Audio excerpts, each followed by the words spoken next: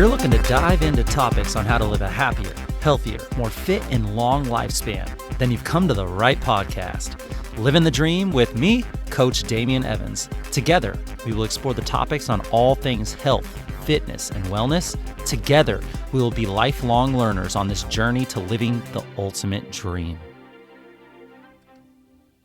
What up, team? Coach D here, coming at you from beautiful sunny San Diego. And today we are going to be discussing the topic of why doing steady state cardio is terrible for your fat loss goals. Yes, that's right. The thing that people have been convinced that will save them from their excess eating and ever-increasing sedentary lives, it is not helping you with your fat loss goals, and it could quite possibly be taking you further away from being comfortable in your own skin. But before we get to the topic of the day, I want to start by thanking the sponsor of this podcast. The podcast is brought to you by Lululemon. Lululemon has some of the best athletic wear for both females and males. I pretty much only wear Lululemon. The quality of the material and the durability and breathability are perfect for my active lifestyle. Another one of our sponsors is Dirt Food.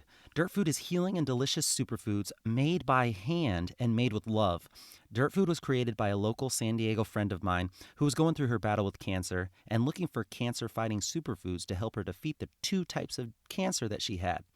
She created a delicious and healthy superfood granola that she makes in small batches by hand in her kitchen. Visit eatdirtfood.com and use the discount code DirtyDamian for 10% off your entire purchase. I eat it every single night, and I get it auto-shipped to my door on a monthly subscription. That's Dirty Damian, DirtyDamien, no space. Discount code DirtyDamian for 10% off your entire order. And now on to the topic of the day. So for today, we're going to talk about why steady-state cardio is terrible for fat loss. If your goal is fat loss, what else you can be doing instead of grinding your body into the ground with miles and miles and miles of long, boring cardio. So first, let's talk about what is steady-state cardio. Well, steady-state cardio is maintaining a moderate aerobic intensity throughout the entire duration of your workout. For example, getting on a treadmill and setting the speed to 5 miles per hour and jogging for 30 minutes. Or you could get on a bike, choose 5 gears, and ride for 10 miles without changing pace or resistance. And aside from the warm-up and the cool-down of your workout, the intensity should be about 60 to 80% of your max heart rate the entire time. So the benefits of steady-state cardio include improving your stamina and endurance. It increases your overall daily movement quite a bit, depending on the duration, of course, and it accommodates almost everyone. Beginners, deconditioned people, active aging, and all the way up to elite athletes can participate in steady-state cardio. And they can do this fairly easy and without much prior training at all. Other benefits of steady-state cardio include being a great form of active recovery from higher intense efforts, such as doing a high-intensity interval training workout or having played in a pickup basketball game the previous day. Steady-state cardio is also great if you plan on training for any long-duration events, such as a half marathon, a Spartan race, triathlons, or any races of that nature. And one of my favorite reasons for doing steady-state cardio is, of course, the psychological benefits of being able to be alone with your thoughts and giving yourself some much-needed you time. It's a great way for moving meditation, de-stressing, and just getting some alone time with yourself. So what are some common forms of steady-state cardio? Well, there's obviously jogging outside or on a treadmill, cycling on the road or a spin bike inside. You could do the elliptical, rowing, hill walking, swimming, climbing stairs, even dancing. The options are really limitless. If you're working at a perceived exertion of about 4 to 6 out of 10 for a prolonged period of time, you're probably experiencing steady-state cardio in some form or another. So your body is an adaptation machine, right? The longer you do something, the better and more efficient your body and brain gets at performing this task. The longer you do aerobic training, the more the body adapts to being able to do that type of training with less amounts of work and more efficiency.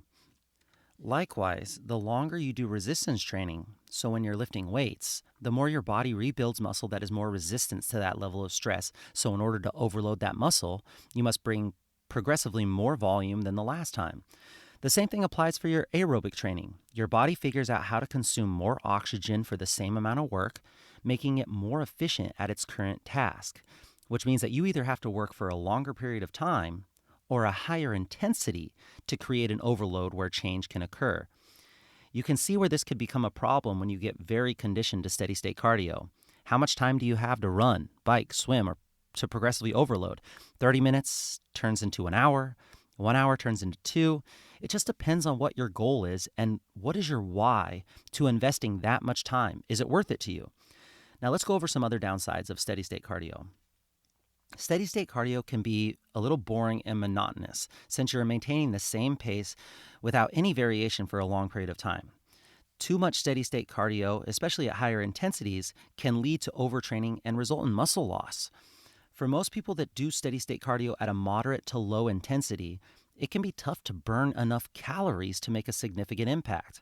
People tend to think they are doing more than they actually are. For instance, in a 30-minute moderate intensity session, you might only burn 200 to 300 calories. Yet, when someone goes to the gym and jogs for a half hour or an hour on the treadmill, that's a huge accomplishment for many. And sometimes, not all the time, but sometimes people tend to say, hey, I was really good today. I went to the treadmill and I ran on the treadmill for a half hour or an hour, and I really deserve this ice cream after dinner tonight. Oh, wait, the ice cream that you just ate was 500 calories, and now you just went into a calorie surplus just from the ice cream, even though you jogged for even up to an hour that day. And another one of the bigger downsides, in my opinion, is without perfect form, chronic joint and muscle pain or imbalances can occur. Even with perfect form, if you fatigue, your form breaks down, and that's going to invite chronic overuse injuries to happen. So injuries that I see from steady state cardio, I see it all the time. People come to me with these aches, these pains, these imbalances that have happened from months, if not years, of doing their favorite steady state cardio. And the impact from running and other chronic issues from steady state cardio is unfortunately fairly common. Let's talk about how the skeletal system receives repetitive impact while a person runs with incorrect form. I want you to picture on a micro scale, while you're running, what your ankle looks like. It's supposed to be a shock absorber. That's the goal and the job of the ankle. If you can land on the ball of your foot and you can absorb the shock from the impact of the ground, you're doing it with flexion and extension happening to cushion all the load at the ankle. Now let's say that when your foot hits the ground, along with flexing and extending, it also rotates inward just a tiny bit. This is also known as pronation, which what that would look like is when the arch of your foot collapses towards the ground. And it doesn't have to be drastic. It can even be just a tiny bit. Now, the body is meant to bend, twist, rotate in all sorts of directions, right? It's a super resilient machine. However, what happens when you do this pronation every single step and you start to add impact with the higher speeds of jogging and running? Well, let's think about it. How many steps do you take in a mile? And then how many miles do you run in a month? Some people run multiple marathons a year just by going out and jogging every single day as to what they're using as their exercise. So now you take that small inward rotation of the ankle and you put thousands and thousands of tiny imperfect steps, and what will that do? Well, the knee has to make up for that small rotation. To keep everything in alignment, your knee now has to go aligned in the direction that it's not really meant to be, and it's even just a tiny 1 degree or 2 degrees off, all while experiencing the impact from the ground when the foot strikes the ground. Now, the knee joint is just the middleman between the ankle and the hip.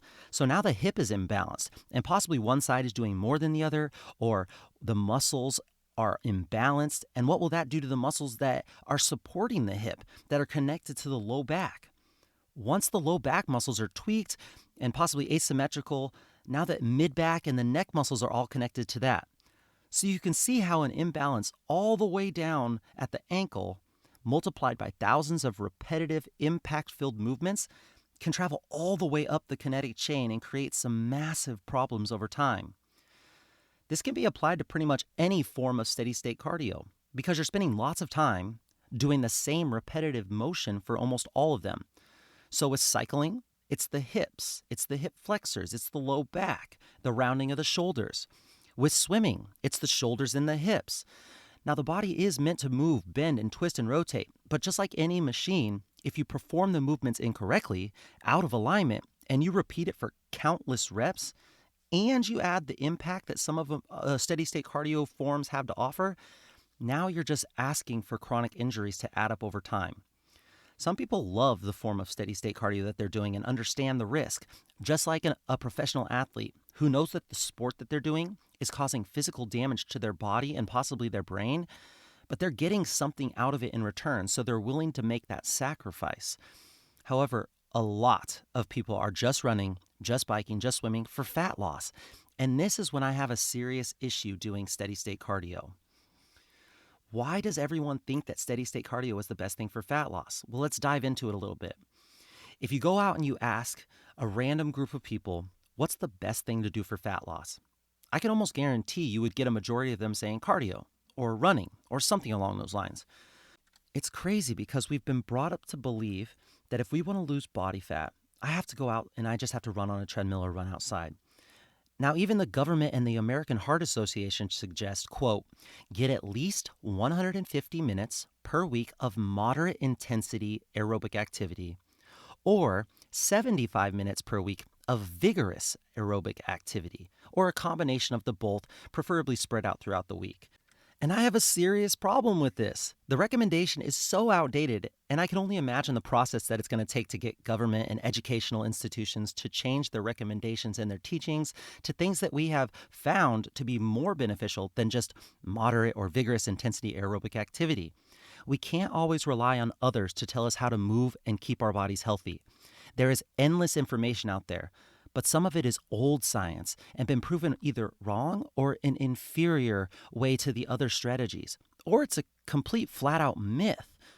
You'll have people that are taking findings from studies that skew the statistics and help their purpose, and all that does is perpetuate false information, which in turn makes it harder for all of us to understand how to truly attack this issue. For example, it was once taught to us that there was this, quote, fat burning zone. And if you stayed within this zone, you were burning a higher percentage of fat calories than you were burning carb calories. The standard advice for this was given that if you stayed around 60% of your max heart rate, which is just over half of what you're capable of, right? Your max heart rate can be found with a bunch of different ways, but the easiest way to do it is just to take 220 minus your age. It's definitely not accurate, but it gives you a general idea of what the average person's heart rate is. So for someone that's 40 years old, their max heart rate would be 220 minus 40, which is 180 beats per minute. Meaning if you were trying to get into this fat burning zone, you'd want to go 60% of that, around 108 beats per minute.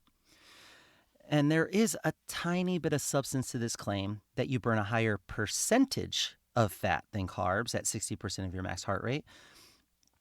But this has been taken completely out of context.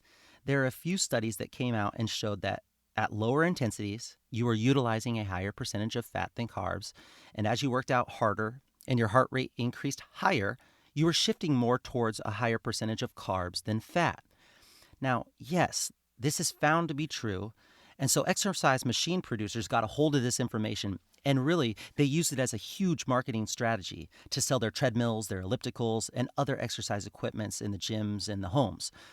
They put little charts on their equipment and little heart rate monitor readings on them, which are super inaccurate, but that's for another time. And here's the problem.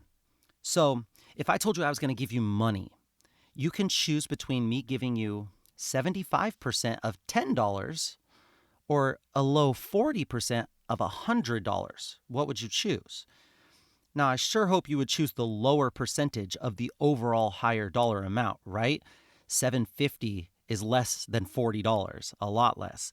The same thing is happening here with exercise. Yes, the percentage of fat is higher at lower intensities, but the overall calories and energy expended is much lower. Let's think about it another way. If the key factor to losing weight was just being at the highest percentage of fat, then you would actually want to just be still and not move and do nothing, because this is when you are at the highest percentage of fat being burned relative to carbs. But we all know that being still is not going to help us get to lose this excess body fat that we put on. We've tried that. Sedentary lifestyle does not work.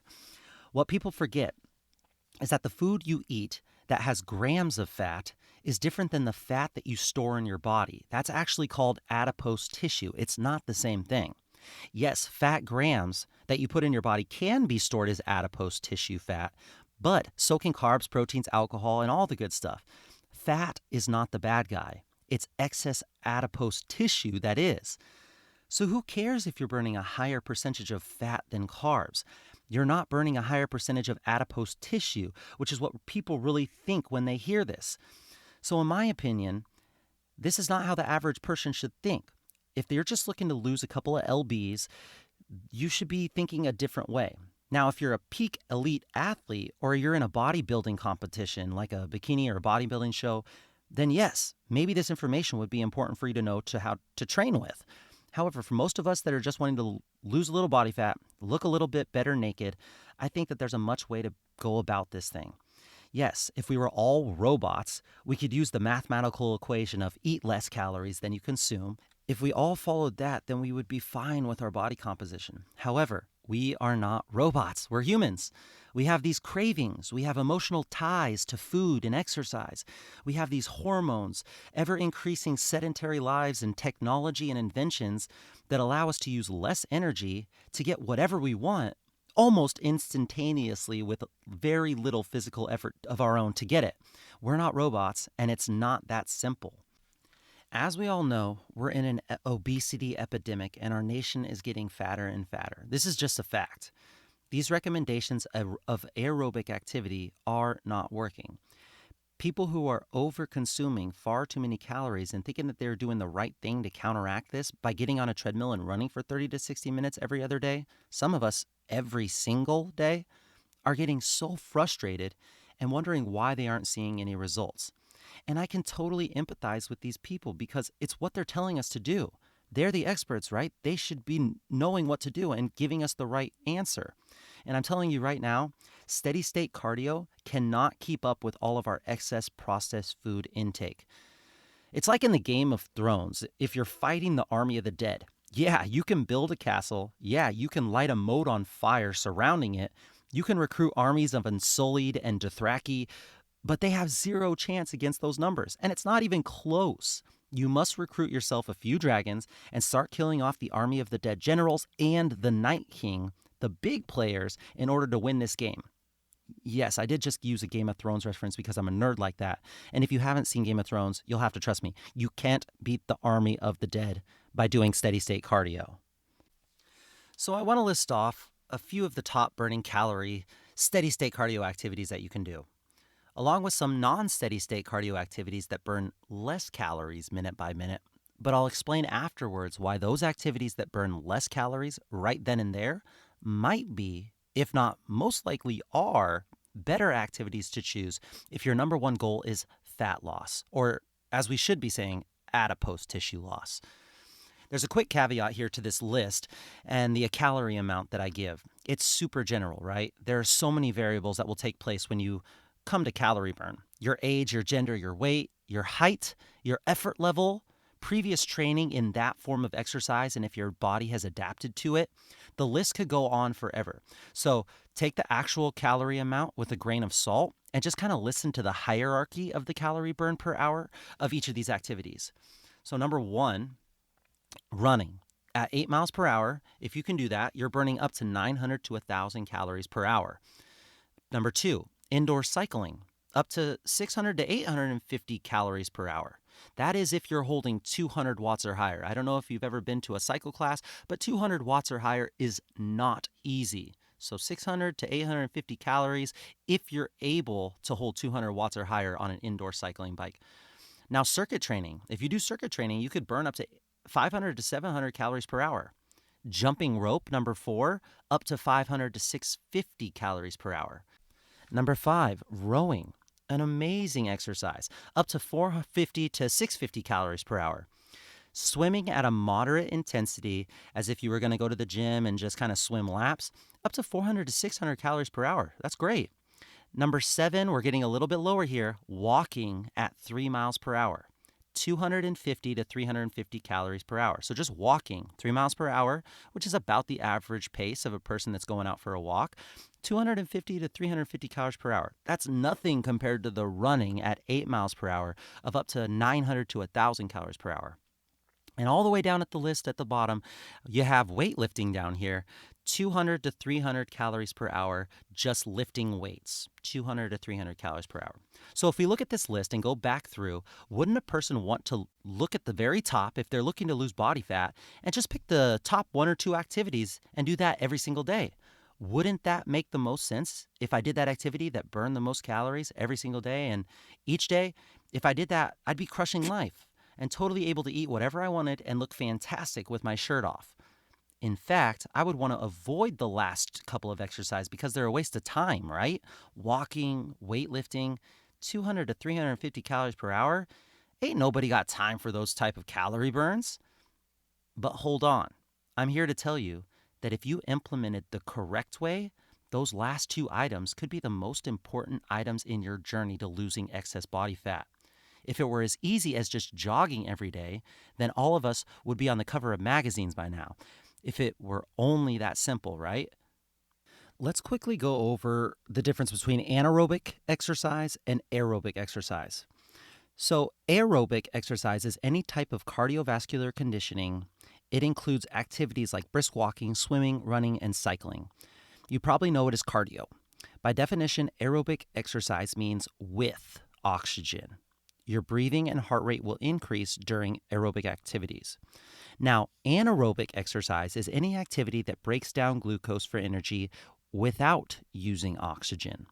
Generally, these activities are very short in length and very high intensity. The idea is that a lot of energy is released within a small period of time, and your oxygen demand surpasses the oxygen supply. Now, when it comes to steady state cardio, you are moving at a rate that your body can withstand for a long period of time, right? This means you're operating with an aerobic effort. But we all experience when you increase your intensity, whether it's speed or force output, you pass that threshold at one point, and there is no way you can hold on to that intensity for more than a couple minutes or so. Well, then you're operating at an anaerobic intensity. This is very important because this is a factor in why HIIT training or high intensity interval training has started to take over.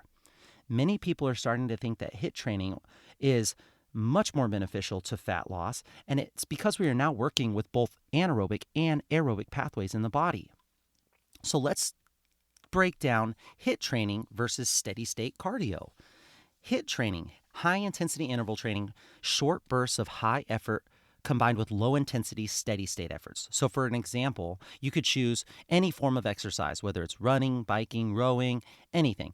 Let's just choose biking and rowing for this example. You do your warm up, and then you do 30 to 60 seconds of a max effort, and then recover with a 2-minute nice and easy effort.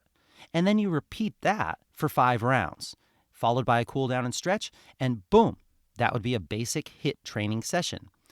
Now, while steady state cardio is great for burning calories minute by minute, one thing that HIIT has become famous for is excess post-exercise oxygen consumption. That's a mouthful, right? But it's also known as EPOC. You might have heard this called the afterburn. Now, when I first learned about this and when it first got really popular, I used to tell my clients that this was a huge factor and they could utilize it in their body fat loss goals. I mean, burning calories for free in the following days after a workout? Like, yes, please, sign me up for that. And while it definitely is real, and it definitely has been supported by many studies and supported by scientific evidence, I later learned that the application of its use has been a little overblown by many fitness programs and professionals, including myself. In a research review of a 2006 study in the Journal of Sports Sciences, Lyle McDonald found that subjects who exercised for 80 minutes kept burning calories for up to 7 hours, and the total extra calorie expenditure ended up being about an extra 80 calories. We also have to remember that most of us aren't exercising for 80 minutes. We're more exercising around the 60-minute mark, and that would take those 80 calories and make them about 60 extra calories for most of us. Now, this is still significant because that extra burn over time can have some huge benefits.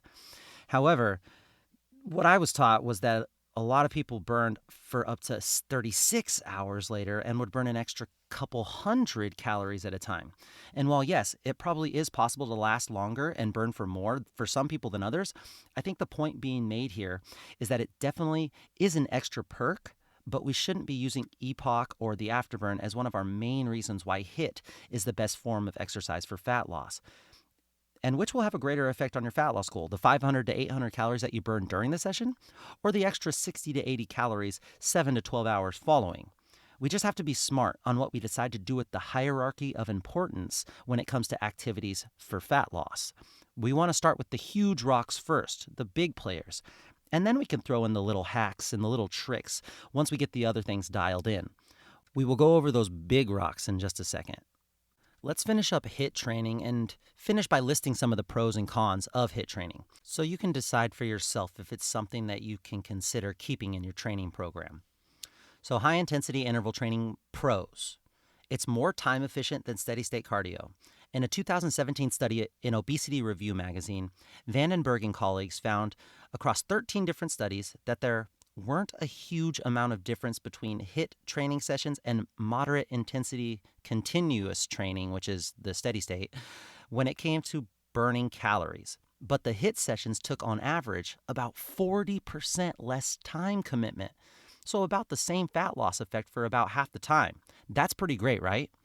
Although it is important to note that this study was looking at obese participants and diet was not controlled. So there were a lot of variables to account for there. One variable that you can think that many don't tend to think of is the mindset of those participants were probably affected. HIIT training tends to be challenging and people just tend to give more effort. They tend to try harder and feel more accomplished than after doing those boring 60-minute steady-state cardio sessions. This could have a much larger impact on the science than what we really know about. Just the belief of effort and accomplishments can really be valuable, in my opinion. So HIIT is more time efficient with a little bit of extra burn for the buck. Maybe not as quite as much as I had once thought, but still worth noting. It also may blunt the appetite a little bit better than steady-state cardio. And it seems that people tend to just work harder during these HIIT trainings. And of course, it tends to be less boring, which definitely helps with adherence for consistency. Now, high-intensity interval training cons. It takes much longer to recover from a HIIT training session than a steady-state cardio session. And if done incorrectly and recovery is not focused on, then HIIT training can easily become overtraining and results will largely suffer. Also, HIIT training requires a higher skill, and with that requirement, it brings a higher risk of injury. So to conclude, on the HIIT versus steady-state argument, maybe that's not even the right question to be asking. To borrow from Dr. Eric Helms, who wrote this wonderful article review that I read, when he says that cardio should not be the primary vehicle for fat loss, regardless of if you're performing HIIT or steady state, truly the vast majority of fat loss should come from your diet. And this brings me to what I truly believe is what everyone should be using for their exercise routines, along with their balanced whole food diet, and that is resistance training. Resistance training is any exercise that causes the muscles to contract against an external resistance with the expectations of increases in strength, tone, mass, and/or muscular endurance. The external resistance can be dumbbells, rubber exercise tubing, your own body weight, bricks, water bottles, or any other objects that cause the muscles to contract. But what does resistance training offer for fat loss goals? Now, if we go back to our list of activities that burn calories, resistance training and weightlifting was way at the bottom. It only burned 200 to 300 calories per hour, right? So you're probably asking, why does it make my number one for form of activity to do for fat loss? Well, we have to remember that when it comes to fat loss, maintaining a healthy amount of muscle mass is super important. When it comes to steady-state cardio, muscles are an expensive and heavy tissue for the body to haul around. And when you put the importance on running mile after mile or swimming or anything like that, the body will trade in some of that muscle for energy because the body always wants to adapt to being the most efficient at whatever it's called to do. You may be burning more calories, but you're sacrificing super important muscle tissue in the process. So you will see short-term weight loss and maybe even pretty quickly. But remember, weight is not always body fat. You could be sacrificing muscle as a part of that weight loss, along with your water weight and your inflammation and the other things.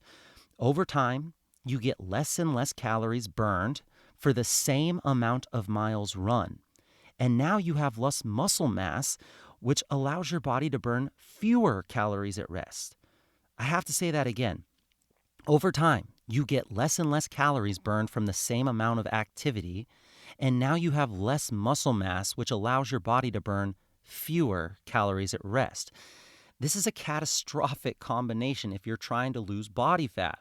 Less calories burned in both your physical activity and your rest. That's the opposite of what most of us are trying to do here. When you resistance train, you're essentially doing the opposite of that. You're building lean muscle mass that is making the body more inefficient to hold on to and requiring you to burn more calories at rest. Now, this is not the main argument for resistance training because this is only responsible for a small portion of the calories burned in the short term. But the list of benefits that resistance training offers in the long term is incredible. And you may not see how it impacts fat loss directly, but all of them put together indirectly and over time yield amazing results for fat loss. Right? Rome wasn't created in a day. Good things come to those who wait. We are in this society where we get that quick fix. But haven't we learned at this point that good things come to those who wait? When you put on 1 pound of lean muscle mass, just 1 pound, you burn an extra 30 to 60 calories every single day. Now that doesn't seem like much, right? 30 to 60 calories. But over time, and with all the other benefits, and you're possibly adding more than just 1 pound of lean body mass, now you're on your way to making your body an inefficient, in a good way, calorie burning machine. Inefficient calorie burning machine. The foundation of your workouts should be resistance training. And yes, you can throw in some cardio or some HIIT to add those other cardiovascular benefits that they come with. And in my professional opinion, I would recommend choosing low-impact cardio, whatever you choose, such as rowing, swimming, or cycling. Other benefits of resistance training obviously include improved muscle strength and stamina. The obvious benefit is super important to mention because just think about what having more strength and stamina means when we put that into your everyday living. You will experience improved independence and performance during activities of daily living. This is invaluable. Yes, you can now move things around the house easier. Carrying the groceries is no longer a hassle. Mowing the lawn is simple. You no longer get as tired walking upstairs or playing with your children, meaning you can play with them longer. And now you've added value in all the other areas of health, such as mental, spiritual, and emotional, along with the obvious increase in physical health. You can also increase bone density, which is super important as we age, especially in females after the age of about 35 to 40. Remember, your body is an adaptation machine. I don't know how many times I can say this. So when you incorporate weightlifting in your weekly routine, your body builds up this bone density that is better prepared to excess loads that you're asking it to bear on a consistent basis. You are no longer as fragile as you usually are, and you're less likely to experience those random injuries that happen throughout life. And then, more important to some than others, is the physical enhancement seen from resistance training. You are sculpting strong, long, lean muscles that just look amazing and that can have a drastic impact on your self-esteem, your confidence, and this is whether you care about your aesthetics or not. Regular bouts of resistance training can also help with improved brain function. It helps promote the health of blood vessels in the brain and stimulate beneficial chemicals inside the brain. Weightlifting can help also improve your balance, your speed, your coordination, and provide an overall increase in your sleep quality. But what I have personally found to be the most beneficial thing about weight training is that I have now learned how to connect and control my body in so many different ways that it's hard to describe. I can access a mind-to-muscle connection that few I have met are able to do. It's an incredible feeling, and it takes years and years of practice. And I know even I, who have been training for over a decade, am just scratching the surface of this. I have come to understand that the journey of exploring what the body is capable of and how in control I really am is way more fun than using external motivations such as fat loss to keep me going. Now, another myth that is out there that I'm only going to touch on here because I know I want to spend more time on it with its own podcast is the myth that women will build bodybuilder size muscles by resistance training and look like the Incredible Hulk if they lift anything over 10 pounds. Now, there are only a very small percentage of women that have the hormones required to build muscles in this way. Most women that look this way are taking performance enhancing, sometimes illegal supplements to look this way. This will not happen to you. I work my tail off daily and for the past 10 years, and I'm a male with all the hormones that it takes, and I still have a ton of trouble building muscle. It's a full-time job for me. Please, ladies, if I could say anything, lift heavy. Fit is the new sexy. Strong is the new sexy. And weightlifting heavy will help you lose body fat, tone your muscles, increase your bone density, and just give you a more empowered feeling throughout your life. Lifting weights is the answer. Okay, so you're bought in. You understand the effects of steady state cardio on fat loss. You understand what activities will help you get to your fat loss goals quicker. But the biggest question I get after teaching this to clients is, what if I absolutely love running? Well, I totally understand. Here's where if someone uses steady state cardio as a way to decompress, as a sort of moving meditation that gets them some much needed alone time, then I totally support that. Exercise doesn't have to be all about aesthetics. It can be about other benefits that it gives. The endorphin rush you feel when you've completed it, the sense of accomplishment it brings, the pride in doing something that maybe you once couldn't do, the discipline required to stay consistent with an exercise routine. All of these are wonderful reasons to want to maintain your steady state cardio. But fat loss should not be on this list and is not on this list. Life isn't always about staying uninjured and safe. Mental, emotional, and spiritual health are all just as important as physical health. And if you get something bigger out of running or swimming or biking than just fat loss, then I have full support in your decision to continue or not. I suggest if you do decide to continue an activity that puts lots of miles on your body, that you invest in either a clinic or a coach that can help you dial in your mechanics. This will also lower your risk of chronic injuries. I suggest doing self-guided interval training, which can help that metabolic response of HIIT training offers that we earlier discussed, and it will avoid the body adapting quickly to your default intensity. And I recommend tracking the distance that you go and then also journaling how your body feels after a certain amount of miles. So in that way, you can know how much is too much and you can slowly increase the distance over time.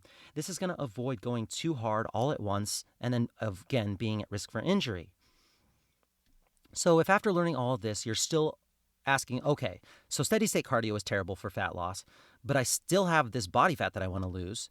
I didn't love steady state cardio in the first place. I just did it because I thought that's what I had to do. What do I do instead? Well, I'm going to give you 5 things that you can do to help with this journey. Number 1, increase your daily movement, your steps, also known as NEAT, non-exercise activity thermogenesis, and making sure that you have active recovery days. This one is so huge. I don't think people realize how big of an impact your daily movement can have on your health, let alone your fat loss goals. In today's society, we are set up to have essentially anything we want, and there are pretty much 10 different ways to get it delivered straight into your possession immediately. I have made it a goal for myself that anytime I have 2 choices during my day, that one is easier for me physically and the other is harder for me, I, without even hesitating, choose the more physically demanding option. I don't care how tired my legs are. I'm taking the stairs over the elevator. I don't care how many open parking spots are at the front of the store. I'm always going all the way to the back.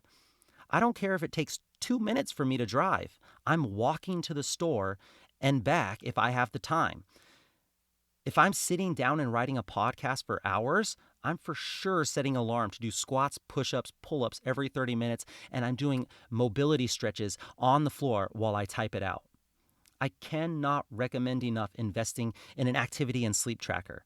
I myself bought the Oura Ring, O-U-R-A ring, It's a next level device. I'm not going to lie, and it is a little spendy, but it's amazing. I have no affiliation with them, but I love their product. I wish I could give it to everybody that I train. But if it can't be a Oura ring, it could be a Fitbit, a Garmin, any of those step trackers or activity trackers that give you a general idea of how active you were that day and the quality of sleep that you got that night. Try not to use your phone because you don't always have your phone and it's not always the most accurate. Aim for 12,000 steps a day. That's right. You heard the 10,000 steps a day as average, but we're not average and we're not looking for average results. Aim for 12,000 steps a day and give yourself little goals throughout the day to where if you hit noon by this time, you want to have this many steps. Don't try to get it all in at the end of the day. The goal is just to increase your overall activity throughout the day. Do this 5 days a week, and I guarantee you're going to start to see your body composition change, even if you're training very minimally. So number 1, increase your daily movement. Number 2, along those lines, you need to increase your lean muscle mass by resistance training. Focus on strength goals rather than weight loss goals. I promise you that if you focus on how strong you're getting and how much your performance is increasing, the fat loss will come as a byproduct. Number 2, increase your lean muscle mass by weightlifting. Number 3, focus on the quality of sleep that you get and the forms that you're using for stress relief. We can talk about the importance of sleep and stress control for hours, and we eventually will because they're so important. But if you get better quality of sleep and you really focus on stress relief by maybe doing some breath work, meditation, finding ways to offer yourself self-care and an opportunity just to unplug and get some relief from the stresses that life has to offer, this has been scientifically proven to have an incredible impact on body fat loss goals. What we have to remember is that we are flooded with stresses all day long. Starting from when our alarm clock goes off and we release that cortisol, as soon as we check our phones and we see that crazy thing that one person said that annoys us, and we go to work where we stress, we have our family lives that we stress about, what to make for meals, all the way up to the physical activity that we choose. Yes, those high intense workout sessions are also stresses on our lives.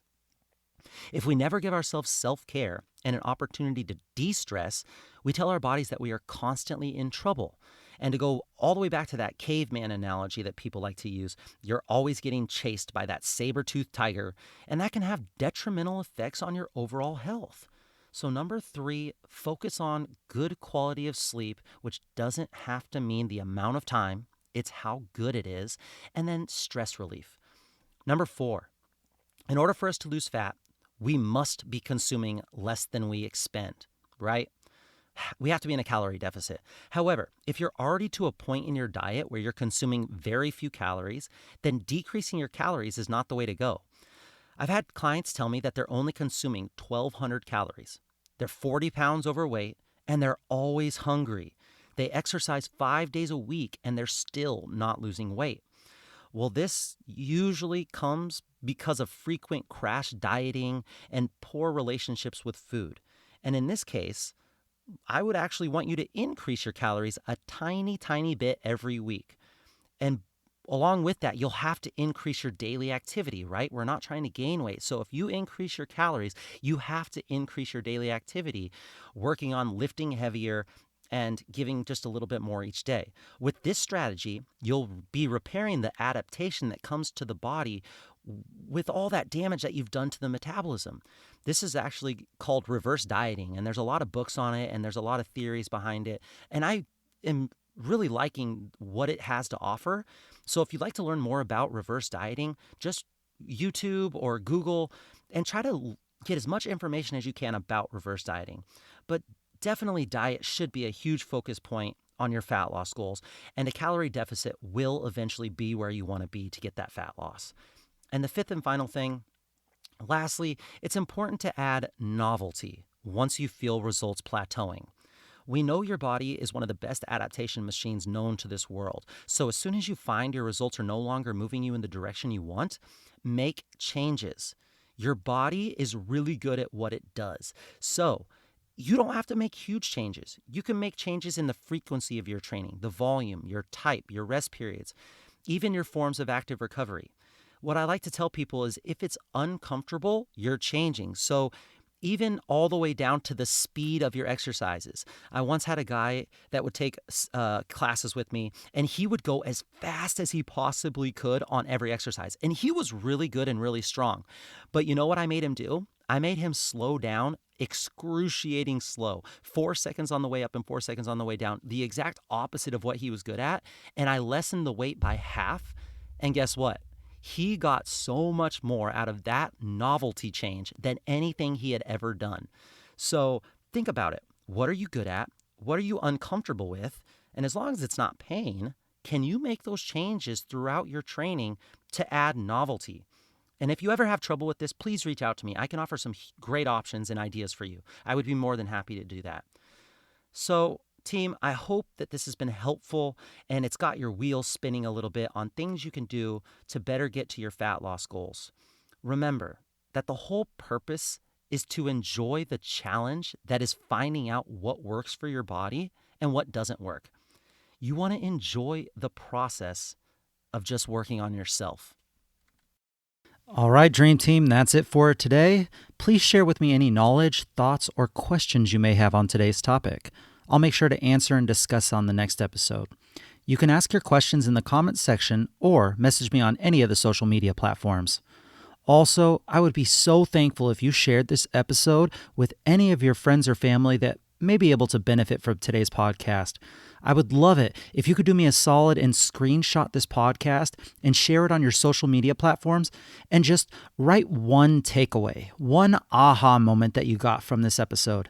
This will help me know what's really valuable to you, and so I can keep the good information coming. And it also lets your network know if this podcast is worth a listen to them. Thank you so much for listening and learning here with us on the Living the Dream podcast. We are so grateful for you being a part of this lifelong learning journey. If you have any topics you'd like to discuss, please let us know in the comments or by messaging me on Instagram at CoachDamien_SD. Be kind to someone today. Smile at someone today and leave every person you come into contact with better than before. Until next time, friends, keep living the dream.